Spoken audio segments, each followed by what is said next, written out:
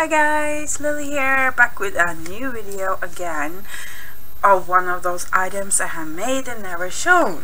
So yes, it's out to dress form and it is shabby chic style, but it is heavily inspired by steampunk, because I grunged it up more and I used several decor items that is just typical steampunk and have nothing to do with shabby chic really. And let's see, I altered this notebook thing somebody gave me, and you know, it's American, it's Hobby Lobby or something, and I didn't want to remove it completely, so I left the back and the inside as is, right? And you can see the pads in here. So that's my notebook, but I haven't used it yet because I can't bring myself to do it. And this here gives the sturdiness the dress form needs, you know, the weight in the bottom. So, and you can see those big wings there. They are from Witchcraft Do You Do on Sibet. Hi Carrie. A store I absolutely love her stuff. So and the dress form itself, it is a mannequin for Barbie clothes really. That's why it's so tiny, so not very natural looking at all, but you know, a little chic really. So let's see how I should do this. You know, I'm like completely out of the loop when it comes to filming really. Okay, I think I will take the camera down and hover over, because that will show the details better. Okay, starting at the bottom here, I covered the book with well, I just sewed it slightly, just slightly, and then I covered it with some lace I had. You can see it poking out there, and then on the edges here I went around with a pretty trim. I think I got it from Artie. Hi Artie. And this ones surely are from Artie. She's one little dreamer on Zibet. She have these pretty trims. So that was my way of hoarding a little piece for myself of that trim I bought from her. So, and then I use some wild orchid craft flowers, and then this flower here from Shabbylishious, I cut it in between here, see, all the sides on 3 pieces, and then I glue them together forming a rose, and then I put the rose doodad in the middle.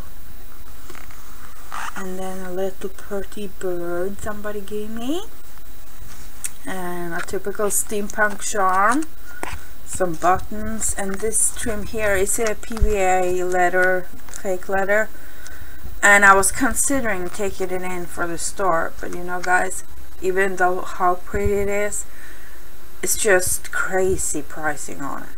It's like insane. So I got like 6 inches. So okay, so here you can see this was a black one, and then I actually just I painted it, and then I went over that with crackle paint to give it that finish. Everything is a little gessoed to kind of distress it more. And my pretty little buttons, I love my buttons. And this pretty rose here, which I secured on a bottle cap to give it that little steampunk touch. And there you can see the base of the dress form, also crackled. Okay, so going up a little bit, I got some stick pins going on here to kind of tie the, let me turn it, tie the top part to the bottom, so it's not just empty here, because that's not nice. It's like something lacking. So stick pins looks like that, pretty standard, 3 different lengths.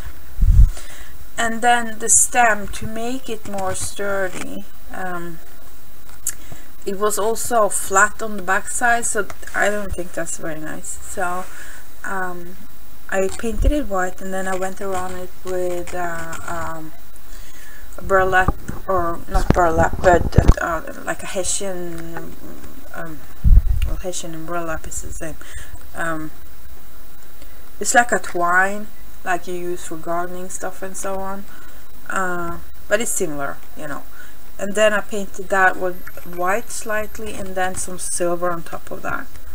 Alright. And then for the dress form itself, I covered it with paper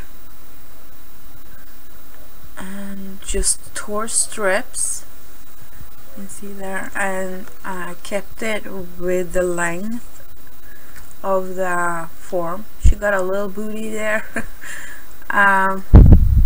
So it elongated it, emphasized the, oh, there's a glue string, oh Lily, emphasized the elegance of it. All right. Oh, I hate those. Okay, so here's one more of that flower,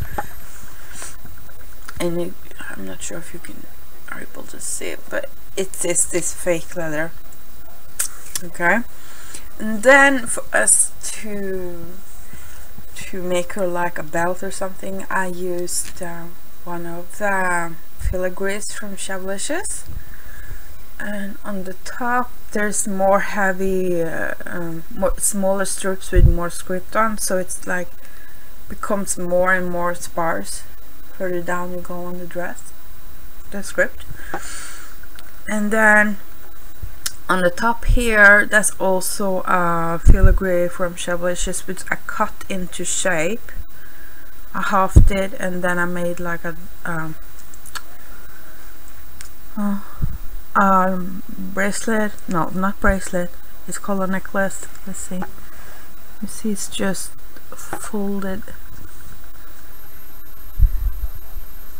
It's folded around in the back there. Okay. So, and then on the top here, another little piece of that flower trim, another crackle to that thing, and then I used some silver steampunk ears. And then I went over everything with a little bit of gesso.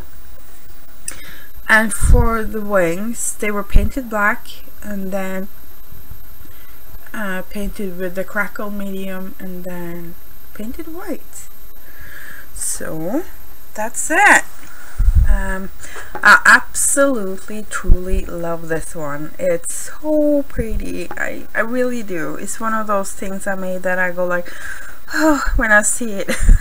So and it's so nice to make something for yourself that you're not sparing on the oh my god, I'm mixing Norwegian and English. Hello. You're not saving on the goodies. You really go out, you go all the way and really treat yourself with something. It's really nice. So well, I think it's a good idea. I mean, it's pretty something to have in your desk, right? So altering these small books is kind of cool, and it's a good base for the dress form because it won't tilt over. So that's cool, I think. Okay, so I hope you liked her. I really do. So I'll pop the link to Shabbylishious below, so you can find vintage book paper like this. I have that in the store again, 2 different kinds, dictionary and Gothic from 1912 or something like that. I can't remember now. And then these filigrees here, and these flowers here, and doodads, of course. So this is a pretty typical Shabbylishious thing, actually. Yeah, cool. I didn't think of that. Okay, guys, I hope to see you try some of these yourself, because it was fun to make something for yourself. Okay, thank you so much for watching, and I'll speak to you all soon. Bye bye.